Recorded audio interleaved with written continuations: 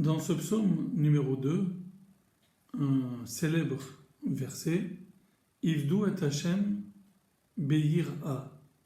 Servez l'Éternel avec crainte. Alors quel est ce service ici dont parle le roi David? Servir un homme, servir un roi. On sait à quoi cela peut ressembler, mais servir l'Éternel, quel est le sens de ce service? Les rabbins se sont posé la question.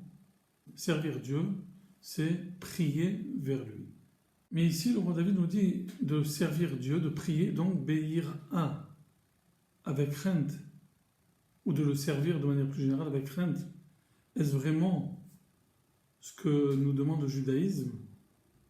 N'est-ce pas, on va dire, un petit peu austère, un peu rigoriste comme conception du judaïsme?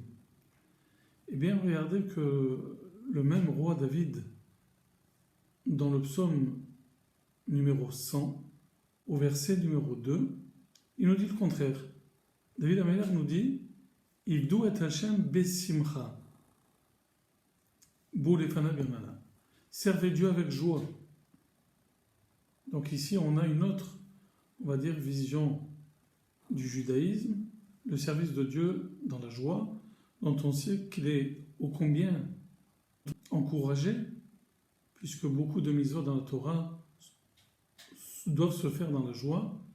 Mais samarta bechagecha, tu te réjouiras dans tes fêtes.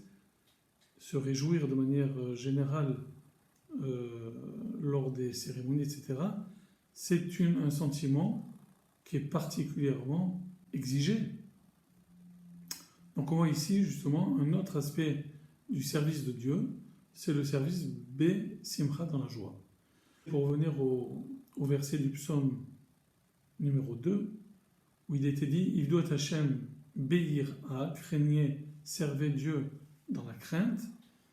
Ben, ce verset se termine par on va dire une contradiction. « Vegilou birada » où là on a un mélange des deux sentiments.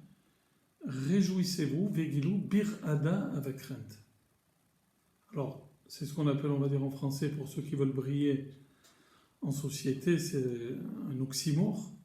C'est dans une même phrase deux idées contradictoires, contraires. Se réjouir avec crainte, c'est, on va dire, apparemment incompatible. Ou on se réjouit, ou on craint.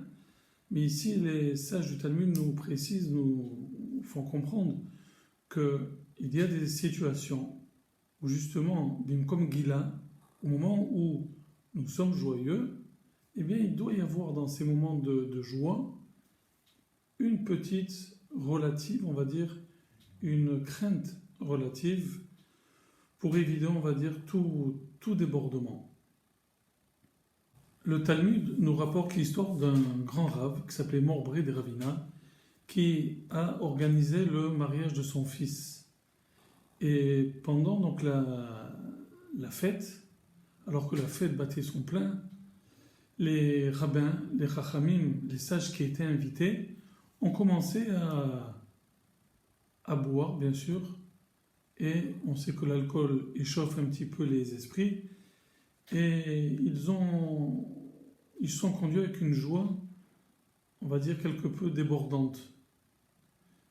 Morbré des Ravina a eu peur que, justement, cette joie prenne des proportions, on va dire, dangereuses, puisqu'on sait que l'alcool, parfois, malheureusement, amène à des comportements débridés. Eh bien, qu'a fait Morbré des Ravina? Il a pris un verre qui avait une certaine valeur, un verre de cristal, et il l'a brisé devant eux.